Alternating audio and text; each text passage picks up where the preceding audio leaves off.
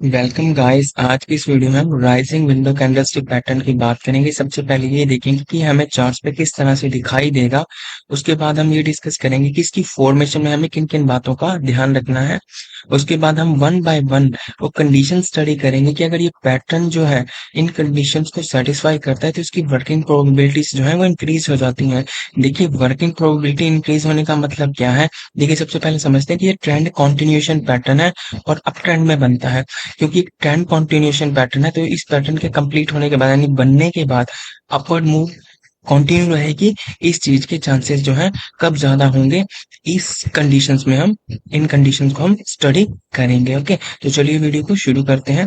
सबसे पहले देखिए, ये दो कैंडलस्टिक से मिलके बनने वाला कैंडलस्टिक पैटर्न है, first candle and second candle. जो हमारी फर्स्ट कैंडल होगी वो एक स्ट्रॉन्ग बुलिश कैंडल होगी यानी ग्रीन कलर की बाइंग कैंडल होगी। ओके, अब जो सेकंड कैंडल होगी वो भी हमारी स्ट्रॉन्ग बुलिश यानी ग्रीन कलर की बाइंग कैंडल ही होगी। अब जो इसकी ओपनिंग होगी, देखिए यहाँ पे ओपन होगी ये सेकंड कैंडल, ये जो ओपनिंग है ये हमारी फर्स्ट कैंडल के क्लोज से गैप अप होनी चाहिए। देखिए कितना ज्यादा गैप अप है, ये इसकी क्लोजिंग है फर्स्ट कैंडल की, तो इससे कितना ज्यादा गैप अप है। ओके, और इसके बाद एक बात ध्यान रखनी है हमने कि ये जो सेकंड कैंडल का लो है यहाँ पे और ये फर्स्ट कैंडल का हाई है, इनके बीच में गैप होना चाहिए यानी इन दोनों के बीच में एक डिस्टेंस होना चाहिए। ओके, ये एक दूसरे से दूर होने चाहिए यानी गैप क्रिएट होना चाहिए इन दोनों के बीच में। ओके, और एक बात ऐसे भी कह सकते हैं हम कि ये दोनों आपस में मिलेंगे नहीं। ओके, ना तो ये लो जो है इस हाई की रेंज में आएगा और ना ये हाई इस लो की रेंज में जाएगा। ओके, और इसके बाद एक बात ध्यान रखिएगा कि जो इनकी क्लोजिंग आएगी, इन कैंडल्स के क्लोजिंग आएगी, यहाँ पे क्लोजिंग है, ये इनके हाई के आसपास होगी। देखिए यहाँ पे इसका हाई है तो इसके आसपास इसकी क्लोजिंग होनी चाहिए। इसी तरह से फर्स्ट कैंडल में भी ये इसका हाई है तो इसके आसपास इसकी क्लोजिंग आई है इस कैंडल की। ओके, तो ये था कि हमें चार्ट पे ये पैटर्न कैसा दिखाई देगा और इसकी फॉर्मेशन में हमें किन किन बातों का ध्यान रखना है। ओके, अब हम डिस्कस करते हैं कंडीशंस को कि अगर ये कंडीशंस जो है ये पैटर्न सेटिस्फाई करेगा तो इसकी वर्किंग प्रोबेबिलिटी एनहांस हो जाएंगी, यानी कि इस पैटर्न के बनने के बाद जो अप ट्रेंड है वो कंटिन्यू करेगा, उस चीज के चांसेस इंक्रीज हो जाएंगे। ओके, सो पहली कंडीशन पढ़ते हैं, पहला पॉइंट पढ़ते हैं। This pattern works better in well establish up trend.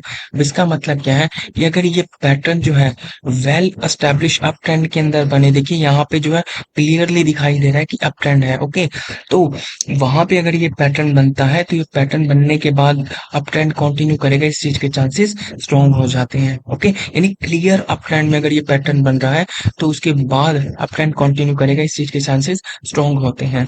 अब सेकंड पॉइंट पे चलते हैं। High volume for second candle strengthens the working probabilities of this pattern.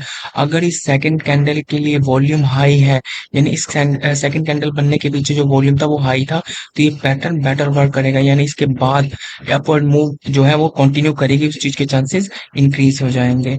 अब थर्ड पॉइंट पे चलते हैं। More will be the gap between first candle high and second candle low.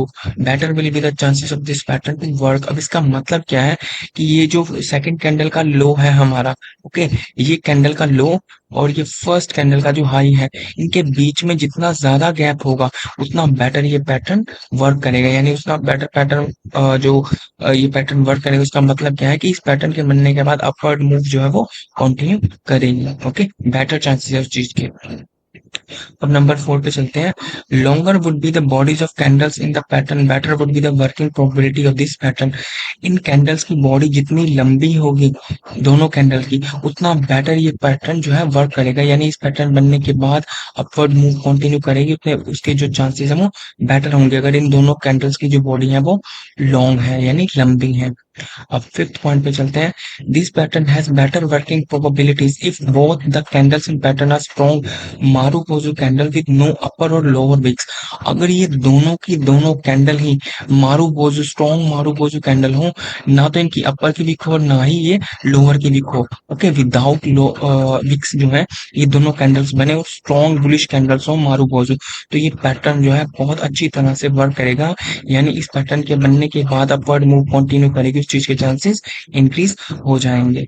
तो ये था कि राइजिंग विंडो कैंडलस्टिक पैटर्न हमें chart पर कैसा दिखाई देगा, इसकी फॉर्मेशन में हमें किन किन बातों का ध्यान रखना है और किन किन कंडीशंस में पैटर्न बेटर वर्क करता है। तो अगर आपको ये वीडियो अच्छा लगा हो, प्लीज लाइक कीजिएगा और चैनल को सब्सक्राइब कीजिएगा। Thank you very much.